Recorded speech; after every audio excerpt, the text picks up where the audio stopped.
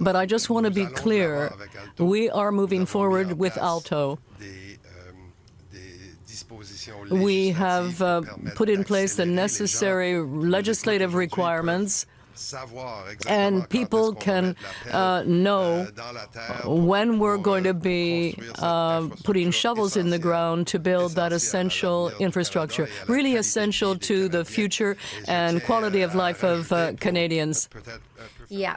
It's full steam ahead because nothing says nation building quite like doubling down on a massive Liberal land grab for a small subsect of the nation, while the rest of the country not only foots the bill, but drowns in housing shortages, healthcare wait times that have left teens to perish in the ER, and a cost of living crisis that has families choosing between groceries and gas. When will expropriation begin, and when will property owners get notice of that? The expropriation provisions, should they be adopted by Parliament, that land acquisition phase would begin almost immediately. The latest Liberal boondoggle is full steam ahead, according to Transport Minister Stephen McKinnon. That's the Alto land grab, a proposed Toronto to Quebec City high-speed rail fantasy that comes with a hefty price tag. The total estimated cost is expected to run $60 to $90 billion, with a B, dollars. And if history and every other mega project on the planet has taught us anything, that number is going to double, if not triple, while the timeline stretches into, hopefully, the next generation. Meanwhile, taxpayers foot the bill and all of the risk, while Liberal-friendly firms like SNC-Lavalin, rebranded, collect the rewards. Taxpayers are already on the hook for $1.6 million just for Alto's high-speed rail consultations. That's before a single meter of track is laid, before any final route is even locked in, and while the project is supposed to be still in the let's talk about it phase. $1.6 million for, essentially, meetings and PowerPoints. And somehow we're supposed to believe that the final bill will stay in the $90 to $60 billion range. Plus, that's only a fraction of the $4 billion already committed to the project last fiscal year. So where is all of this money already going? Well, at least $2.8 million went to bonuses paid to top Alto executives so far. And we need look no further than California's high-speed rail project to see that the proof of failure is right there in the spoiled pudding. It started at $33 billion and ballooned past $100 billion, now coined the train to nowhere to boot. European high-speed rail projects average nearly 80% overruns. Global rail mega projects sit around 45% overruns as a baseline. This is exactly the kind of coverage we're bringing you at don'tgetrailroaded.ca, where you can sign our petition calling on Alto to be cancelled and follow along for more reports like this on this file. That's don'tgetrailroaded.ca. So when Minister Stephen McKinnon stands there and says, we're moving forward with Alto, what he's really saying is, Canadians, brace yourselves. Your kids, and probably even your grandkids, will still be paying for this long after the ribbon-cutting photo ops are forgotten about. The economics, well, they're weak at best. Ridership projections look like the Mirabel Airport all over again. Ambitious numbers, expensive infrastructure, and reality nowhere in sight.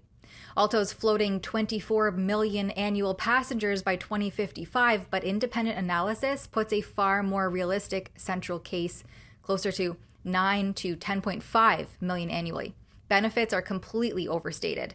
Time savings, GDP bumps, emissions reductions, they all rely on these rosy numbers holding up. But many argue that improving existing via rail corridor, giving them dedicated tracks where it matters, better scheduling, actual reliability would deliver results faster and cheaper than this doomed-to-fail land grab. Canadians have seen decades of failed high-frequency and high-speed proposals come and go, billions studied, consultations held, and still we sit on delayed, overcrowded trains that share tracks with freight. Fix what we have first, but that doesn't produce the same shiny legacy project headlines or the same contracts or pocket linings for the usual suspects. And now Alto has hit another problem.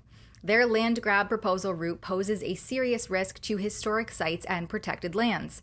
According to Blacklock's reporter, a recent Parks Canada briefing memo says that the proposed route could affect federally administered historic sites, national parks, and historic canals, and even the Rideau Canal World Heritage Site. Parks Canada says it has already raised concerns with Transport Canada about the potential risks, but despite billions of dollars shelled out, the government doesn't even know exactly where the train is going yet.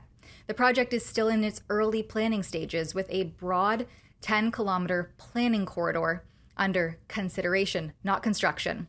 And that includes Rouge National Urban Park, the Lachine, Rideau, and Trent Severn Canals, and national historic sites in Quebec. And that's only a fraction of the total route. Talk about a train wreck. Parks Canada itself says there is currently insufficient information to determine how its lands and resources could be affected. So let's just get this straight. We're being told this $60 to $90 billion nation-building project that is full steam ahead, but the government still hasn't nailed down the route, doesn't know the full environmental and heritage impacts, is facing opposition from farmers and ordinary homeowners concerned about expropriation. My concerns are primarily with the expropriation that's going to be going on. Concerns? Yeah. The whole thing. Yeah, we would really like to see this scrapped. This is a devastating project for Ontario.